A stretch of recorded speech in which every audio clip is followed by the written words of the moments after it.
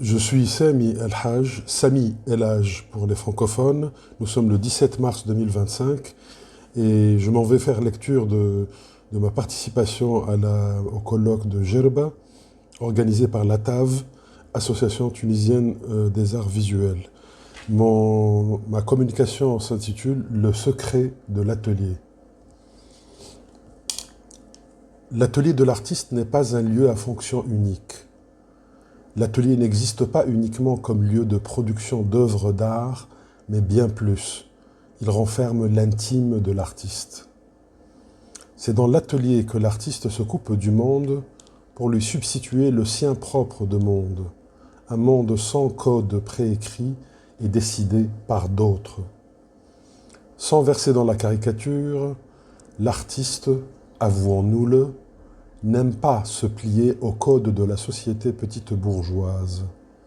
Il lui faut un espace et un sas pour entretenir une distance avec cette dernière, une rupture, un hiatus, un vide, un écart.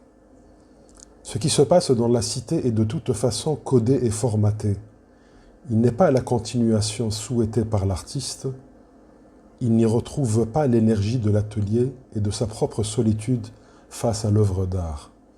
La cité l'étouffe par ses règlements de compte et tous ses petits calculs, ses trahisons, sa fausseté, ses lieux prédestinés, ses sacralités. L'artiste qui se réfugie dans son atelier peut le faire dans une attitude de défense contre le groupe qui sévit dans la cité, comme il peut transformer son atelier en une exception, un lieu caserne d'où il attaque et condamne par ses images le monde environnant. L'artiste porte une temporalité propre, joignant ses mouvements intérieurs et le temps comme les délais. L'artiste se rêve maître de son temps. Je disais donc, l'artiste se rêve maître de son temps, de tous les temps, quand il se laisse aller à son besoin d'éternité. Vu du dehors, l'atelier de l'artiste est un lieu fantasmé et dépositaire des plus farfelus des imaginaires. On l'imagine en lieu ouvert où tout se passe et s'installe, mais telle vision n'est que très très rarement vraie. L'atelier de l'artiste est clos, car il est le dépositaire de son secret. Le secret de l'artiste rencontre le secret de l'atelier jusqu'à ce que les deux fassent corps, réalise une sorte de fermeture au monde environnant pour se prémunir sans doute de la critique trop tôt venue devant des œuvres en cours de réalisation.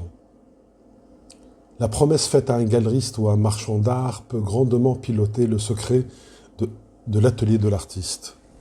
Les liens d'amitié peuvent venir envahir le secret de l'atelier et alimenter tous les récits fantasmatiques.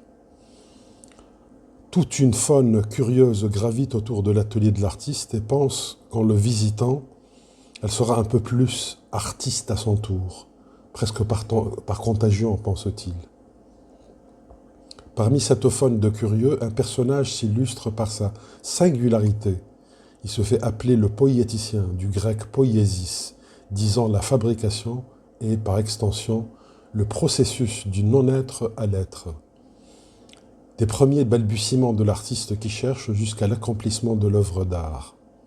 Le poïéticien rêve de mener ce qu'il appelle l'enquête poïétique, qui ne peut du mieux se faire qu'en allant visiter l'atelier pour y dénicher le processus.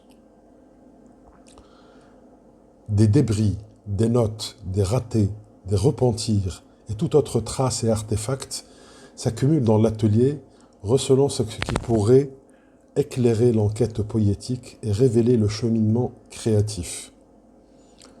Le poïéticien, en menant son enquête, devient à son tour chercheur-créateur d'un genre particulier.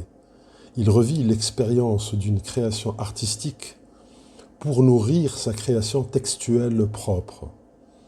Ainsi, ce n'est pas exactement son faber propre qui obsède le poïéticien, puisqu'il ne commente pas son œuvre, mais le faber de son sujet, l'artiste objet de sa recherche. Tout est dit. L'artiste est sujet à une interrogation. Son secret vient à risquer d'être divulgué. Lui qui n'a au final que sa technique et le secret de son atelier comme capitaux. L'artiste sujet risque la mise à nu et l'effondrement du mythe, je me reprends.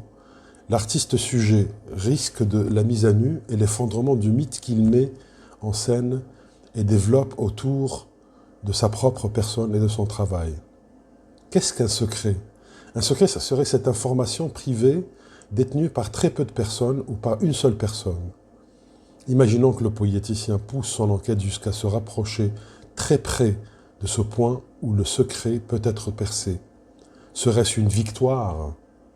Oui, pour la recherche, mais non pas pour l'art. L'artiste habile serait-il celui qui ne sert au chercheur que des contre-vérités pour le dévoyer et mettre en scène l'écrit à venir au lieu d'en être le sujet passif?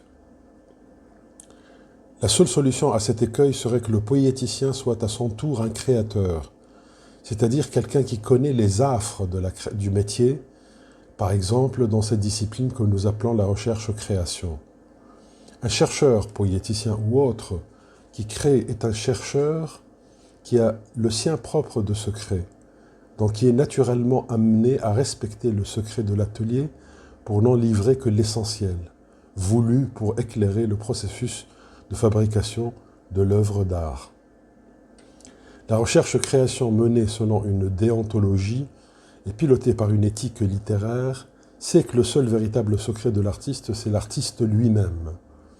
Et que de ce point de vue-là, aucune action de recherche ne pourra venir raconter à sa place le processus et les vues de l'artiste sur le monde et sur son art. Ici, les écrits des artistes revêtent, je me reprends, ici, les écrits des artistes revêtent soudain une très grande valeur puisque c'est là que l'artiste lui-même se livre à l'exercice de la recherche-création en tant que premier témoin de son faire. L'artiste est le seul véritable secret de son atelier. Il y habite un univers peuplé d'objets dont le sens n'est pleinement connu que par lui-même. Des objets avec lesquels il fait corps,